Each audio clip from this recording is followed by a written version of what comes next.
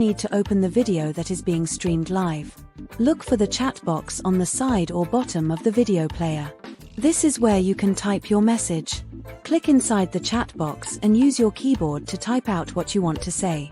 You can type words, use emojis, or even ask questions. Once you've typed your message, press the Enter key on your keyboard or click the Send button. Your comment will then appear in the chat for everyone watching the live stream to see. If you want to send another comment, just type it in the chat box again and press Enter or Send. Your new comment will show up below your previous one.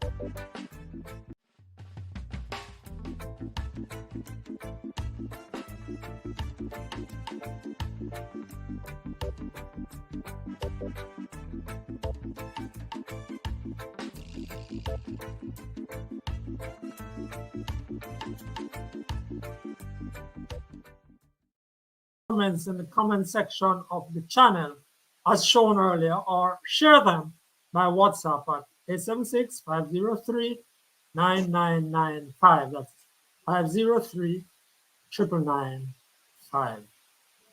In just over 48 hours, the presidential elections in the United States will be over. It's on Tuesday. We may not know the results for a while after that yet, depending on how the Electoral College stacks up. But Kamala Harris, with Jamaican roots, is up against Donald Trump, a man who many say is bad for the world. In England, a black woman has become the leader of the Conservative Party.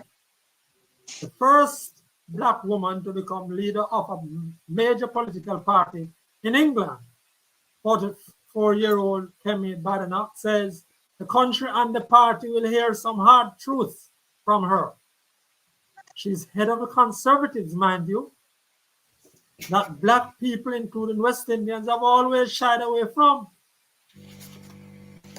A colleague of mine who got our introduction earlier sent out saying Badenoch is bad for England. Then here at home, some critical changes were made to the country's executive. Nigel Clark, the finance minister, formerly departed for the IMF. David Williams, the education minister, replaced him, and Dana Morris Dixon, who held skills and information portfolios, took on the mammoth task and the huge Ministry of Education and Youth. Matthew Samuda was sworn in, taking back the responsibility for water. But it is to the elections in the United States that we go first. Mary Grange and Winnie Anderson Brown have a few questions and some perspective. And a lot of people have been focusing on the fact that Kamala Harris has some roots in Brownstown Center. But let's see what these ladies have to tell us. Winnie, go ahead. Well, when you begin with me, it goes in a different direction because Mary has that's her salvo. Are you ready, Mary? You want me to go first, Winnie? Go ahead, yes. Mary. Go ahead first, Mary. Go ahead. Okay. Go ahead. Yes, please. My interest in Jamaica's position with this U.S. election was spiked a couple weeks ago when I saw an article in the Jamaica Business News written by Ralston Hyman urging Jamaicans that are in the diaspora Jamaicans who have a vote in the U.S. to vote for Kamala Harris because he cites that they are at risk from Donald Trump to be deported if Donald Trump gets in the White House. And so it sparked my thinking. What else is there that Jamaica could benefit from to have, as Mr. Max say, Kamala Harris with her brownstone Jamaican roots in the White House? She's just a candidate now. But if she's elected, will Jamaica get any special privileges is what I am asking. And as to the articles in the Jamaica Business News, are we sort of unfairly urging Jamaicans to vote on issues that are not real? but fear, putting fear in Jamaicans that, oh, I'm going to be deported, so let me vote for Democrats, who I believe have a lot of wayward policies when it comes to morality. Because Jamaicans, we are a moral country, and certain things such as homosexuality and those things don't sit very well with me or most Jamaicans, and they push that agenda. So you are saying, Mary, so you are saying that Trump, who is taking some positions which are quite different from Kamala Harris and the Republicans Democrats versus Democrats. Yes, they should. You are saying those issues should be supported. Is that where you are? No, not really, but just to be looked in from a very objective point of view versus what I see is a pushing, and I think that pushing has to do with our Jamaican roots, a pushing towards Kamala Harris to vote for Democrats, not realizing that the Democrats have some things that could come back to hurt Jamaica when they're going to ask us to repeal our buggery laws and all of those things, and to accept all of these. They're very liberal. These very liberal ways of life that Jamaicans shun. So I'm only asking, will Miss Kamala Harris, if elected to the White House, consider our Jamaican heritage when it comes to these things and extend special grace to us to say, oh no, Jamaica's homophobic. Nobody will push the agenda on that. Desmond is ready to take you on. Mary, and yes, answer some of those questions. Go ahead, Desmond. Mary, let me tell you something. Yes. Those of us who in Jamaica who believe that if Kamala is elected, that there's any special treatment for Jamaicans, they are lost. Now, let me point out something. That you were saying. Yes, let me point out something. One of the issues facing the Democrats before Kamala was the drifting away of black votes from the Democrats. Now, these listeners and viewers, let me remind them, Democrats, black people in America were originally Republicans, right? It's after the Great Depression that they shifted to the Democrats. And what has happened since then is that the Democrats has taken the black votes for granted. And blacks almost vote by reflex for Democrats. Yes, and you remember what was happening to President Biden? President Biden was almost out until the black states got up and voted for him. Yeah. Yes, remember. Yeah. So for example, I would hope that Kamala would take up the issue and clean off Marcus Garvey's slate, because she is from her father from St. Anne Parish. Yes. But you never hear that being mentioned, Desmond, and this is part of the issue. No. Isn't it true that Kamala is just the better of two evils? Or is that going too far? I mean, because quite frankly, Donald Trump represents something sort of obscene, something that as a convict, a liar. Isn't he sort of too far out for you to even to contemplate going for him?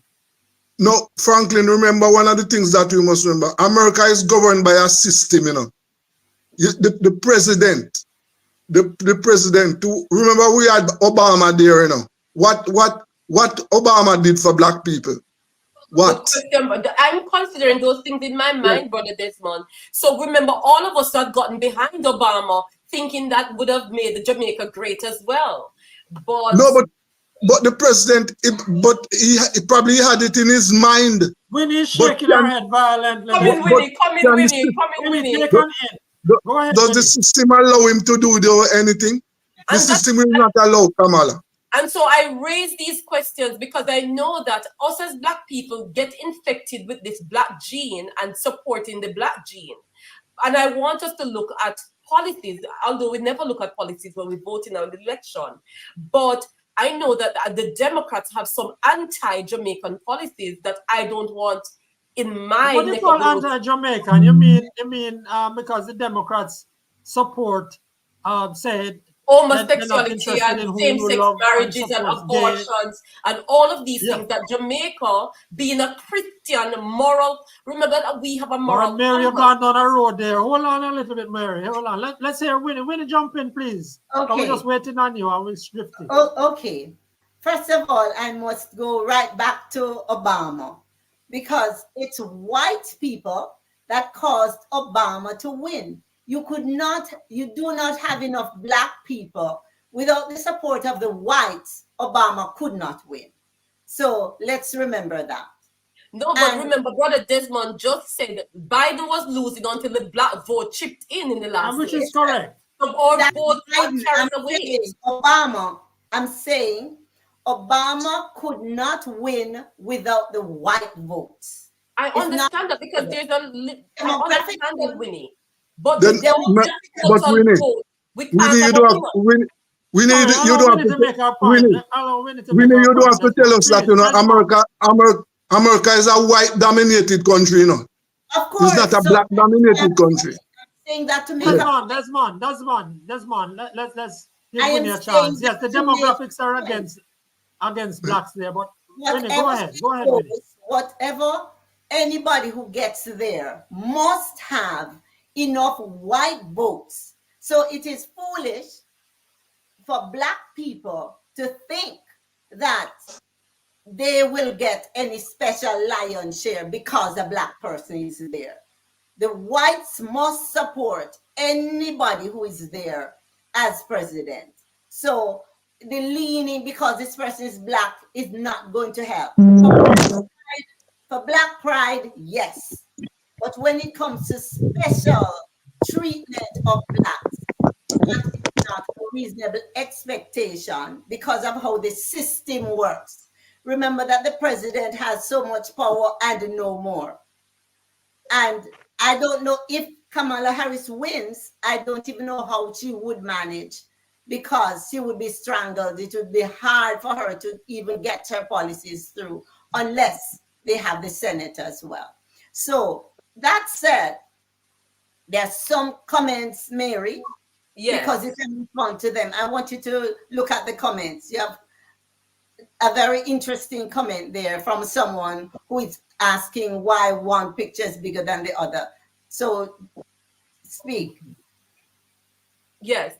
So, right. So, Winnie, thank you for that. But as I was trying to say is that each vote counts towards who is declared a winner. Every vote counts. Yes. And so I want Jamaicans to consider the questions which are on the screen concerns me. Right now, I think Americans are bad-mouthing us in Jamaica. Every list you take on that is negative, they have us on it, blacklisting us there. I think Obama came to meet with our prime minister to push the buggery agenda, right? And I don't believe that, but go. Right. And I know they're pushing for all of these things that we don't agree with. But I mean, the majority of Jamaicans, as far as we understand, right? Yes. I pray so. I cannot pray for.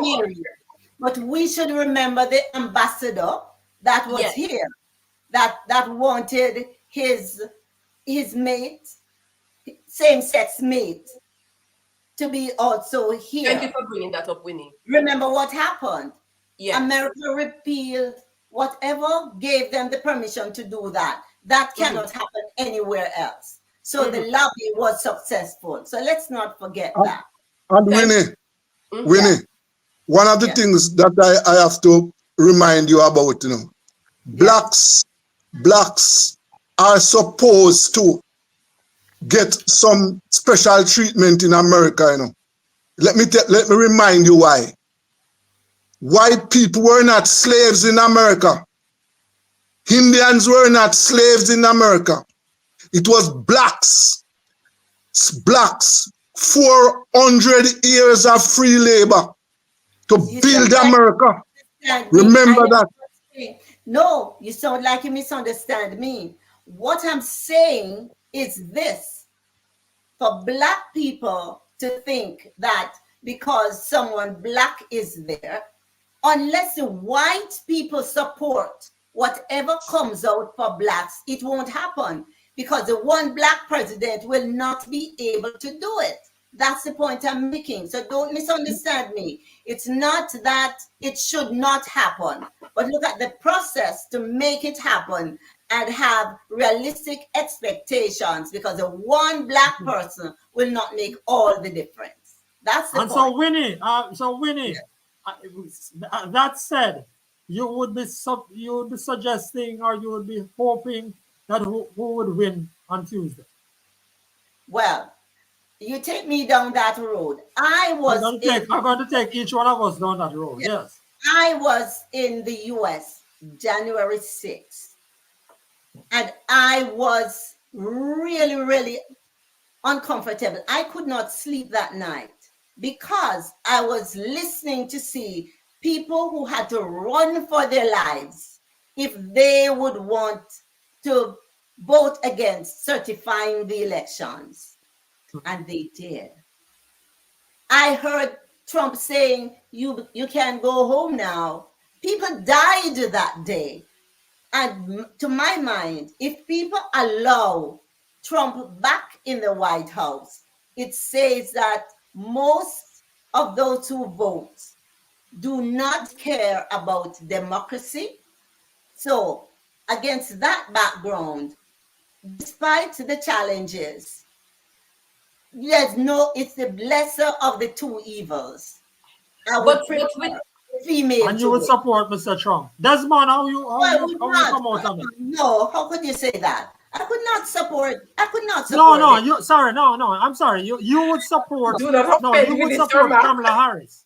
You would support the Democrats for the lesser of the two evils. Lesser of the two evils. Okay, fine. Desmond, how would you? I have to support Kamala because I can't support Donald Trump. Okay. Or you could just not vote at all. So it's not a positive vote. Is a lesser of the two evils as well. Or you could not, because I don't think I think we're being unfair here, Winnie, because we've had situations in Jamaica right in our backyard here where the losing party refused to hand over power. If our brother D, who is the political historian, haven't we had a similar situation? Well, to concede, not to hand over, but to concede. As violent as the USA. No, Mary, not to hand over. Not to hand over, to conceive. To conceive quickly. Along the same lines. To concede. No, to concede. To concede quickly. To concede is different. Look, it's the same mindset.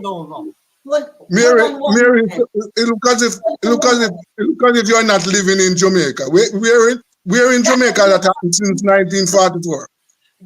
No, she's talking about conceding. But Mary, concede is different. Come to you, Mary. This way. Concede. Mary, where you stand? Let me say this. When you hear Trump talking about draining the swamp, that is not euphemistic. No, but he said that from the previous election and people voted for him and wanted it. You see what I'm saying? All the white supremacist groups, all of them support Donald Trump. They were there on January 6th. All the white supremacist groups. Because people scared for their lives after January 6th. And so Winnie, let's hear Mary on this now, because with our time. Let us go to the comment section, Mr. Mac. Crystal is bombing up the comment section. Please. We have Crystal saying, welcome. I'm sorry, and then we're going to hear where you stand up, right? Yes. Go ahead. Why, may I ask, is Harry significantly larger than Trump? And that would be a Joshua Black issue. Please get the pictures looking equal. Crystal, I think the Jamaican roots are secondary to Trump, derangement syndrome. Remember that it was Donald Trump that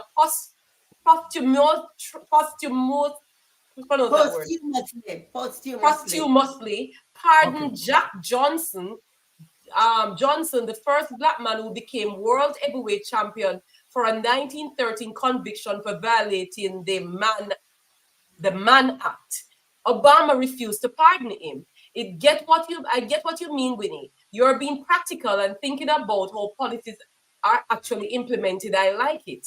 Winnie, if you think Democrats are safe guardian of democracy, you have not been paying attention. Trump did nothing that has not been done before. The raids and legal persecution are unprecedented, though. Trump said, let us go peacefully and patriarchally protest for our rights. All right. So your time, Mary, where would you come down? I would not vote because Donald Trump has his own issues, but Democrats have their own issues, which does not sit with my spiritual agenda. And I believe that we are a universal person. We're not one person when we vote. Dissect a side of me when I vote. I am one person, Mary White, Jewish woman of God, and I am not going to vote for any party which uphold principles that goes against my biblical beliefs, such as homosexuality. Okay. All right. Well, first thing that I want to say is that we all know that this election, up to this point, all the polls are suggesting it's on a knife edge. It's so close. It's historically too close, they've said. It's historically closer than it has ever been. Now, it appears to me that one is forced to take, at least people from where I sit, would have to take the position of supporting Kamala Harris. She has some better policies economically too, and I see from the economists and from people who have come down for her side. But I don't see anything really strong that puts her way ahead. And I'm looking at the Americans, I listen to the Americans, I have American friends who are not enthusiastic about her. I think we have now all heard that she's attracted based on the polls, fewer votes from a smaller percentage of the black vote than Obama did and that Mrs. Clinton did. So she's not very strong among the blacks. The Jamaican connection, I've looked at some of the media references, and it's a sort of patronizing connection. And they have sent people to Brownstown, for example, from where her father comes, and they've done a couple of things. But I don't see anything significant. But I side with her in this race with Trump. And by the way, Trump can't send home the Jamaicans and people in diaspora right there. He might be able to do that should he win with illegal immigrants. And he has said he's going to go after them from day one. So that is what he has said. And that is what frightens some people. And it emboldens some of the other people who say, yes, we have a man who's going to keep them out. Because believe me, don't believe the 70 million people that he has had lining up for him so far or indicating that they are all lovers of immigrants. Don't believe it for yourself. And Franklin, I would love to say, I'd love to say this. The anti-immigrationists, the white supremacists, and those white supremacists in church and outside of church. There are many evangelicals who believe and preach that black people are descendants of Ham. They use the Bible to justify. Yeah. Black people are descendants of Ham, and they should be hewers of wood and drawers of water. It's gospel to them. And that's why a number of evangelicals forget about other things and they support Trump because Trump is racist. There's no question about him being racist. And I could never support anyone who is racist because I believe God made your time, Desmond, and we're going to move on. Your time, Desmond. And then, Franklin, one of the things, as you talk about policies, one of the things that we have not heard from Kamala, is she going to support Israel to continue killing off Palestinians?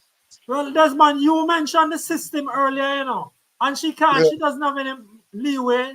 She can't move against that. She can't move the support away from Israel. Whoever comes to the White House now cannot. She cannot.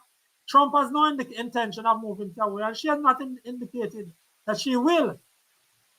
Yeah. Might The I Exactly. say, system, the American system supports Israel.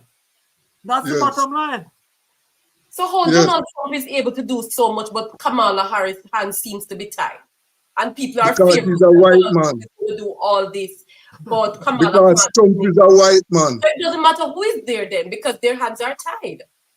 No, it matters who is there because you have a little room there to move and maneuver. But and if you have an indication from because Trump is clear, although he has played a little hypocrite the other day in going and talking to some Palestinian communities, suggesting that in the US, suggesting that he will bring an end to hostilities. And that is what he has been saying. But never mind. Let's move on. Only God And thank can you. heal that in that war, Sir Mark. And I will state closed out that the enemy of Israel is an enemy of God. So we need to be careful how we approach this war in Israel, between Israel and Palestine. Say that again. The enemy of, but that's another discussion. Israel We're going is to come the to. enemy The of enemy God. of according to Israel. Bible's biblical So you mean the Palestinians are enemies of God? No, anybody who side against Israel sides against God. That's what The the Bible. Palestinians inside Which against Bible? Israel. Which Bible you talking about? Let me look Which this up Bible? and send it to you. We What don't Bible have are time you to go talking into that about? today, but we will My take it up Bible that I another time. use, Brother Desmond. King James version. I'm gonna send it to you. Brother Desmond, let's move on. No, we don't want you to use any Bible to justify the execution of people, man. Them What things, looks like genocide. it's What only looks black. like It's, the black people. 43,000 Black people Palestinians. can't. Black people cannot talk them way there, you know. 43,000 Palestinians.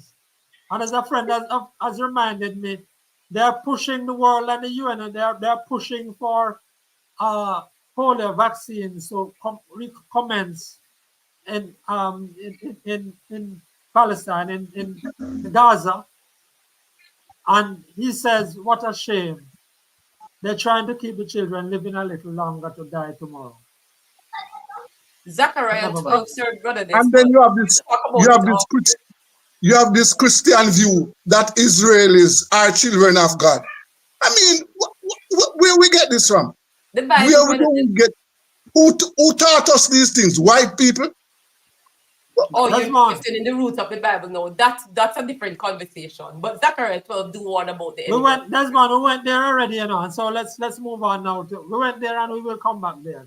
I will It's not going to respect end now.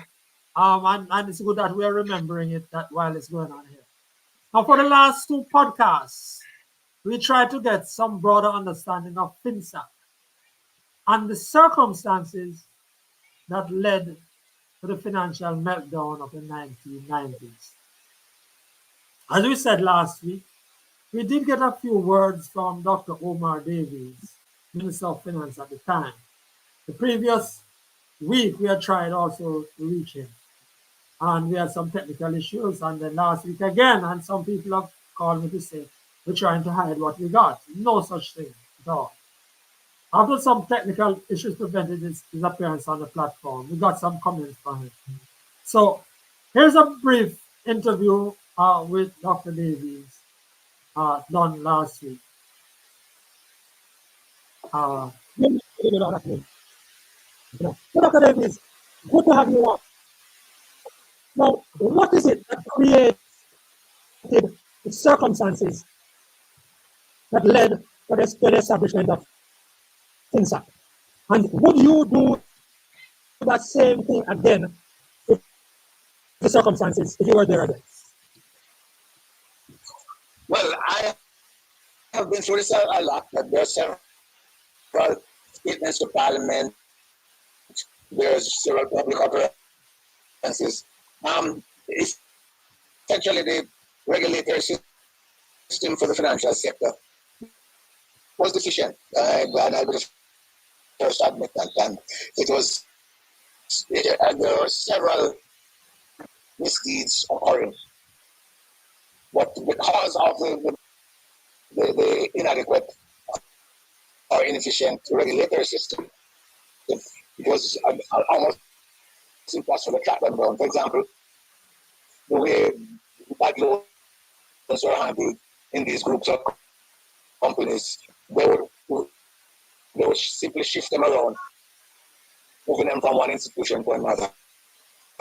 To avoid the authorities, like the Bank of Jamaica in particular, being able to identify that these were bad loans. And when you do that, it's sooner or later it must come to the fore that these loans were not being serviced. And so, it's no secret what these institutions were. And they were close to crumbling. And the problem was more widespread than had been thought. And hence, no piecemeal resolution. One do that again. All the personality I've taken, I don't know, but it was a correct thing to do. Protect all those honest savers, owners of insurance policies. And their resources in good state. But when people talk about the cost of FinSA, that money was used essentially to repay all those depositors and the holders of insurance policies, the members of pension funds, to make what have become bad investments through no fault of their own. So even in retrospect, it was a right decision, but it has been a costly intervention. And I think I look at personal beating to it. And how do you feel about that and the fact that now there's report, there's still no report yet on what really happened? How do you feel about that? Well, we know what happened, but I'm not surprised that there's no report, because that commission of inquiry was established with the government. Former Minister Shaw, in a sense, had anticipated or wanted the report to go in a particular way, but anybody, whether they be lawyers or whatever, beginning to probe it, would realize that narrative was going to hold water. And so I'm not surprised the way the commission was appointed, the first chairman appointed was removed by the courts. And so I am not surprised that this took place. What I'm surprised about is the length of time before the whole thing crumbled publicly. And that is what happened, why there's no report. Let me just... That's right. At the same time, I question the reasoning of Minister Clark in aspects of the testimonies, or in not publishing the forensic audits with Ricardo, because no one could see the forensic auditors as being PNP inspired. These are professionals who were called in, did a job, and reported it. And I think the public has a right, if they're willing to listen to what the forensic auditor said. Okay, so we are sorry about the quality of the audio. It's just the way we got it. Which we worked on it. We tried to Joshua tried to get it as good as possible. And if you have a keen interest on it, we would beg of you, if you wanted to go back and listen to it. We're going to play the other part of it, but I just want to point out to you that Dr. Davies was saying a couple of points there that he made mention of. It was a costly exercise. It was done to save innocent savers, people with insurance policies. He it had to be done again. He wouldn't want to have to do that again, but it was the right thing that he had to do at the time that he's saying. And he's also saying that there are lots of bad practices within the system at the time. All points that we have made before. But the very interesting point to me is that he says he wants a report. He wants a report to be published. He felt he's not surprised that it was not, the report is not ready, not done and published, because he believed that the whole putting of it was a political exercise. And he's also saying that some of what was redacted are some of the things left out, including by some auditors, forensic auditors. He thinks they should be available to the general public. I know, Desmond, you had made some of those comments. I want to go back to Dr. Davies for the last 5 minutes of that. Desmond, you had a point there? Yes. As I said last week, that the report, well, not the report, what has been released so far. The archives. Yes, that is for a political reason. And as Davis pointed out, and as I pointed out last week, that some of for example, the financial audits, they were not released. Because we will remember, that, well, my memory, the high interest rates is something that I would like Dr. Davis to comment on, because I believe that was one of the reasons for FINSA. But another reason why a lot of people are skipping over is the reckless banking practices that contributed to FINSA. You must remember, Scotiabank was not involved, Remember that. The credit unions were not involved, right? And that an American bank there, I think it is CIBC. Don't remember the name of that bank now. No, it was Canadian. Yeah, but it was not involved. No. Why those banks were not involved? Why the credit unions were not involved? Why? Did not collapse. That's what you're talking about. Did not collapse. Yes, that's what I'm saying. Why they did not collapse? All right. Well, we're just going to take this last part, but Mary, you want to give us the comments? There have some comments coming. I wonder if you can just give us those comments before we take this last part of Dr. Davies' brief interview. Who can give us the comments? You're muted, Mary. You're muted. Unmute.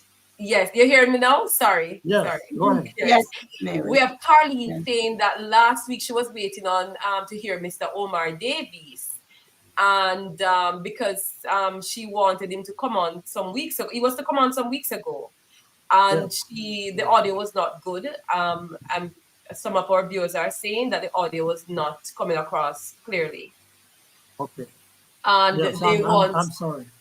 And they would want to have Carly would want to have a well thought out interview with Dr. Davies. You, Mr. Mack, she wants you to have an interview with Dr. Davies to get to the bottom of this. As Brother Desmond was saying, some of the issues were not even touched on, such as the high interest rate and all of those things.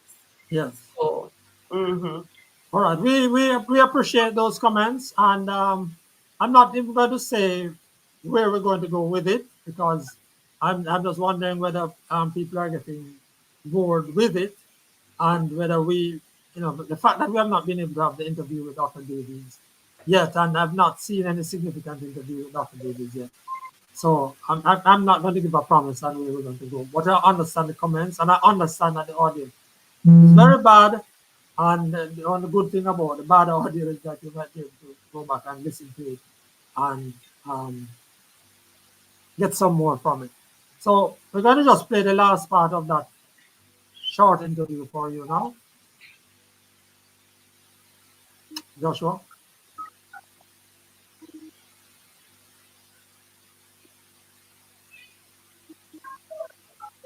Yes, and I just needed to ask you, the high interest rates of the period must have had a contribution to the state of those financial institutions in this side, but you and others have said there were some bad practices in them. What was the effect of the high interest rate policy over that extended period? Well, let me point out. There's no question. No one would argue against, the high interest rate was absolutely no impact. But I want to point out to you, Frank, there are several countries in which had low interest rates. Japan was an example, etc. And there were problems in the financial sector. High or low interest rates were limited with the corrupt practices and criminality. So you are saying there were some corrupt practices and criminality within some of those institutions? I am saying that this is the point I'm making about the decision of the minister not to publish the forensic audit. Why is it that I will essentially have been put on trial? We say and publish the forensic audit, and those who are making their accusations, I would choose not to publish it. Why is it? There's not one case, and there are several cases against FinSAC, and there's not one in which FinSAC was judged to have acted improperly. And last thing I wanted to ask you, who's to blame for all of that pain that the country takes and all of that money that was lost? That's a simplistic question to a difficult. And I want to ask that because people are asking. Give me your answer. There's no one answer. I think the government, how did the government do it? I came into it. It was there. I think we were laxing in terms of granting of licenses. Entities which did not have been licensed. Financial entities. Right. So from that perspective, we could say that the government, this was the regulatory authorities and didn't have the power. One of the things with very few people recognize is that much of the supervisory and regulatory laws were rewritten after the FinTech episode. And no, most about the strong regulatory framework. But that even a strong regulatory framework does not preclude criminal activities from taking place. Yes. Okay. David, I want to thank you. I have to ask you before you go there. When you look at the economy now, how do you feel about it? What's the state of the economy? Well, there are some positive signs, but there are other things which worry me. They worry me about the majority of persons who are working people who not only do not own a home, but do not have the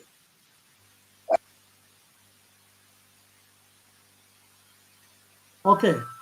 All right. We really apologize again for the poor quality of the audio.